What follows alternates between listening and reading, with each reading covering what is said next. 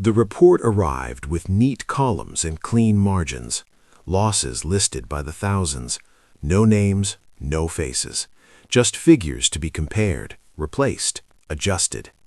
In Stalingrad, this is how humans disappeared.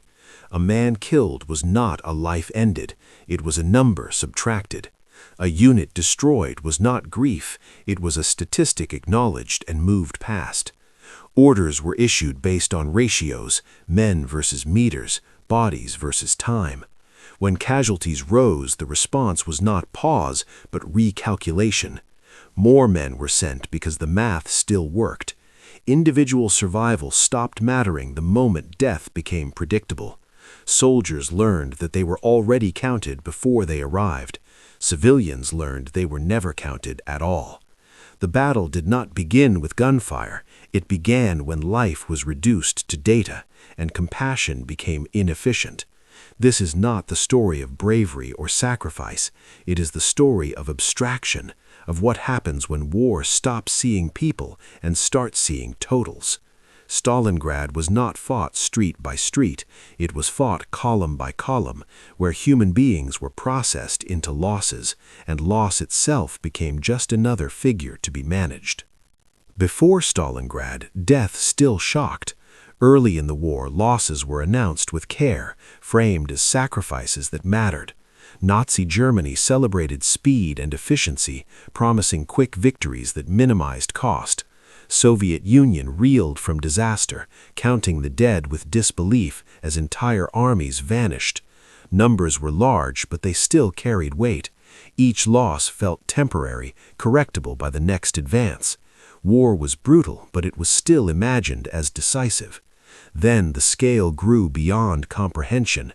Millions were mobilized, fronts stretched for thousands of kilometers. Replacement units arrived faster than graves could be dug. High command stopped asking who died and started asking how many remained. Casualty reports became routine paperwork. Shock gave way to familiarity. Familiarity became indifference. By the time attention turned to Stalingrad, the war had already crossed a threshold. Death was no longer exceptional, it was expected. When losses become predictable, restraint disappears. That shift mattered more than any single order. It prepared both sides to accept what Stalingrad would demand, not victory without loss, but endurance through annihilation. The battle could only happen once war itself had learned to speak in numbers instead of names. Stalingrad was chosen not because it was humane or efficient, but because it could be counted. It sat on the Volga, guarded factories, and carried symbolic weight, yet its true value was numerical. Capture the city and lines on maps would shift. Lose it and statistics would look disastrous. For Adolf Hitler, taking Stalingrad meant proving momentum through territory seized and enemy losses inflicted. For Joseph Stalin, holding it meant demonstrating resilience through endurance, no matter the cost. Strategy narrowed into accounting. Every block became a data point. Every regiment was assigned a lifespan measured in days. Orders were issued with full knowledge that units would be destroyed fulfilling them. That destruction was not failure, it was expenditure. Both leaders accepted this logic because it simplified decision-making. Numbers feel manageable when lives do not. Stalingrad became a place where political credibility was defended not by preserving people, but by showing a willingness to lose them. Once that logic took hold, the city stopped being a location to defend or capture. It became a ledger. Whoever could write more losses into it and still continue would win. The battle's brutality was not incidental, it was the result of decisions made when humans were already reduced to figures on a page. In Berlin and Moscow, Stalingrad was never seen as a city full of people, it was a problem to be solved with arithmetic. Adolf Hitler demanded deadlines, forbade retreat, and calculated that willpower could compensate for losses. If a division collapsed, another could be sent. Numbers would balance out. Soviet Union answered with the same logic. Orders emphasized holding ground at any cost. Casualties were anticipated, even welcomed if they delayed the enemy. Both leaders relied on reports stripped of detail, strength remaining, losses sustained, replacements expected. Men became variables. The map mattered more than the body count because the body count was assumed. Commanders closer to the front understood the reality, but their warnings were irrelevant to calculations made hundreds of kilometers away. Once orders were translated into numbers, disobedience became mathematical error. A retreat was not a human necessity, it was a failure to meet targets. This is how leadership distances itself from consequence. Abstraction makes killing tolerable. When decisions are framed as adjustments to totals, suffering becomes invisible. Stalingrad was governed by this logic. It was not miscalculation that killed so many, it was calculation carried out without regard for what the numbers represented. Inside Stalingrad, the battle stopped being directional and became numerical. Progress was measured in meters gained per day and bodies lost per meter. A factory floor was worth a battalion, a staircase justified a company. Commanders reported success not by survival, but by occupation time, how long a position was held before being erased. Maps were updated constantly, but they lagged behind reality. Buildings changed hands multiple times in a single day, each exchange costing dozens of lives that were immediately written off as acceptable expenditure. There were no sweeping advances, only subtraction.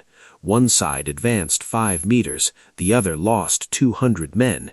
The equation continued. Soldiers understood the math before they understood the strategy. They learned that survival was temporary and replacement inevitable. Reinforcements arrived already counted as losses in waiting. The city functioned like a balance sheet where terrain was the asset and human beings were the cost. When a position was deemed valuable enough, the price did not matter. Stalingrad turned combat into accounting. The city did not resist or defend, it simply absorbed men until the totals shifted in someone else's favor. Civilians never entered the calculations. When the battle closed around Stalingrad, tens of thousands were still inside the city. They were not evacuated because they were not part of the equation. Supply plans counted ammunition, fuel, and troops, never mouths to feed or lives to protect. Bombardment erased entire neighborhoods without distinction, and those deaths did not appear in reports. Civilians who survived became background variables, laborers, obstacles, shadows moving through ruins.